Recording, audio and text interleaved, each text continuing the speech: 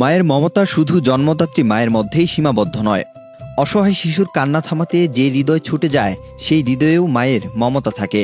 নেপালের এক মন্ত্রীর মানবিক আচরণের এই দৃশ্য যেন সেই কথাটিকেই সত্যি করে তুলেছে। রাষ্ট্রের গুরুত্বপূর্ণ দায়িত্বে থাকা একজন মানুষ হয়তো চাইলে দূর থেকেই সবকিছু তদারকি করতে পারতেন, কিন্তু ক্ষুধায় কাঁদতে থাকা মাত্র 17 দিনের একটি শিশুকে দেখে তিনি আর নিজেকে দূরে রাখতে পারেননি। নিজের কোলে তুলে নিয়ে শিশুটিকে স্তন্যপান করিয়েছেন তিনি, আর সেই দৃশ্য প্রকাশ্যে আসতেই আবেগাপ্লুত হয়ে পড়েছেন কোটি কোটি মানুষ।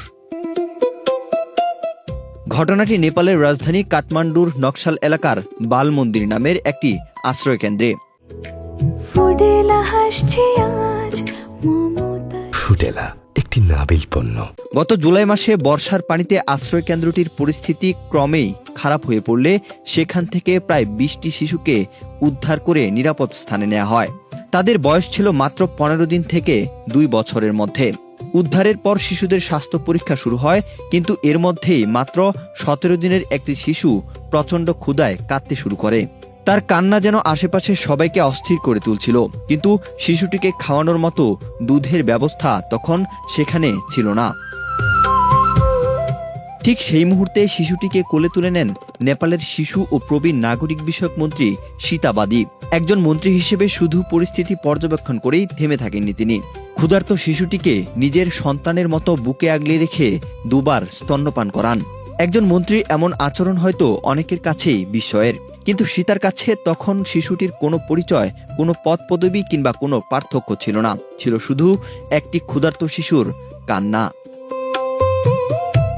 পরে শিশুটিকে কোলে নিয়ে সীতা বলেন, যখন আমি ওকে কোলে নিলাম মনে হলো ও আমারই সন্তান। তার সচিবও জানান শিশুটি অভুক্ত ছিল, তাই পরিস্থিতি বুঝেই সীতা তাকে দুধ খাওয়ানোর সিদ্ধান্ত নেন।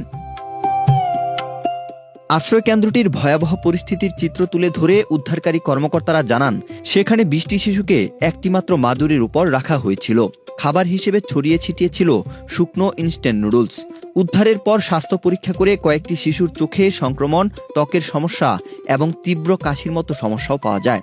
এমন পরিস্থিতিতে শিশুদের নিরাপদ স্থানে সরিয়ে নেওয়া হয়, আর সেখানে গিয়ে শুধু দায়িত্ব পালন করেই থামেননি মন্ত্রী সীতা।